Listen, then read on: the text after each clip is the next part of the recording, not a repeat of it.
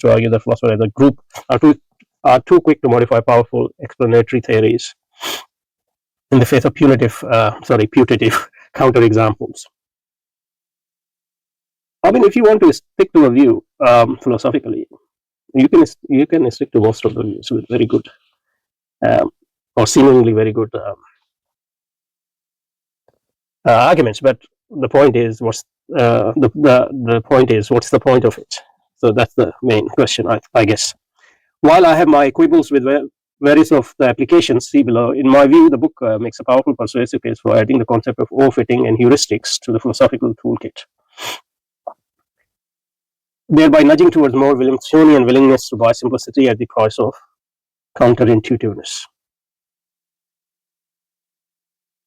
That's one, because intuition is just, among other things, is the child of your upbringing and your environment. Really, what is intuitive for you might be counterintuitive for someone grown in a different environment. Heuristics first. What does heuristics first? So heuristic, linguistically speaking,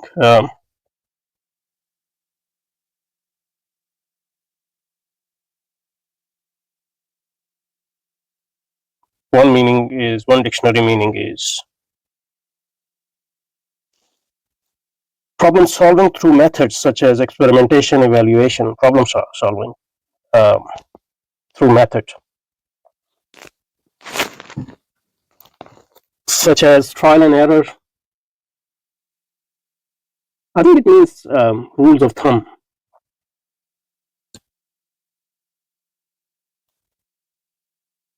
Which are easy to use but might not be, entirely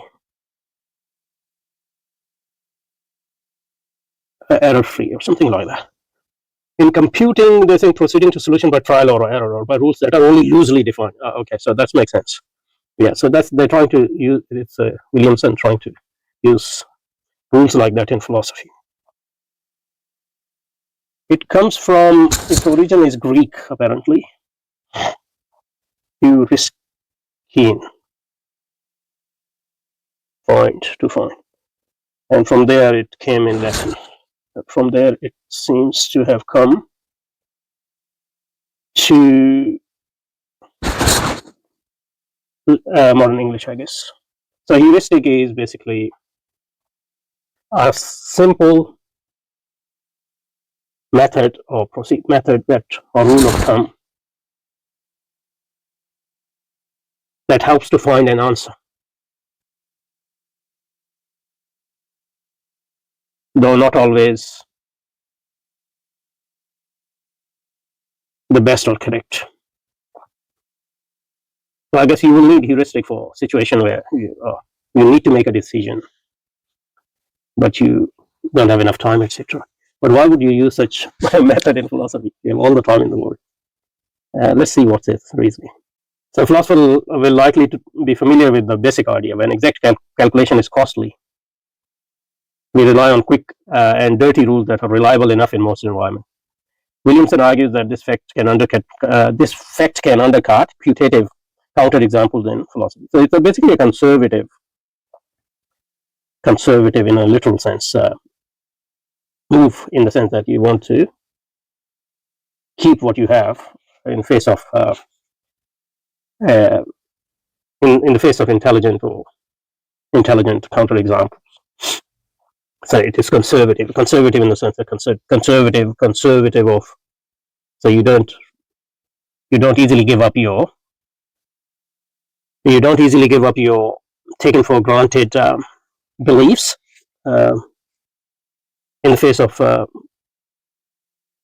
intelligent or persuasive counterexample or seemingly persuasive counterexample, and you try to hold your ground as far as possible and using these rules of thumb to reject these counterexamples, even though those rules of thumbs are not foolproof or foul-proof. For instance, like the above mentioned judgment that on one hair cannot make the difference between being bald and not, can't make the difference between being bald. This and other tolerance judgment famously give rise to paradox. Williamson rejects them. Rejects what? For instance, take the above mentioned judgment that the one here can't make the difference between being bald and not. And he says that it can make a difference between being bald and not. He invokes heuristics as part of an error theory to make that rejection easier to swallow. What was that? Williamson is a paradigmatic bullet biter. He is known for defending the view that there is a single hair that marks the boundary. He invokes heuristic as part of an error theory to make that rejection easier to swallow. Williamson argues that tolerance judgments are exactly what we would expect from generally reliable but fallible persistent heuristics. We default to assuming small changes make no difference because in every development that saves time and is usually safe. Okay, that's fine, but why it's relevant in philosophy? That's the point. Unless you are trying to make philosophy as the defender of your so-called daily life and its perception. Williamson marshaled a variety of consideration in support of the idea that some heuristics along these lines play an essential role in making cognition tractable, and that it sometimes, even in cases that don't involve vagueness, can go very wrong. Williamson marshals a variety of considerations in support of the idea that some heuristic along with these lines are essential roles in making cognition tractable, and that tractable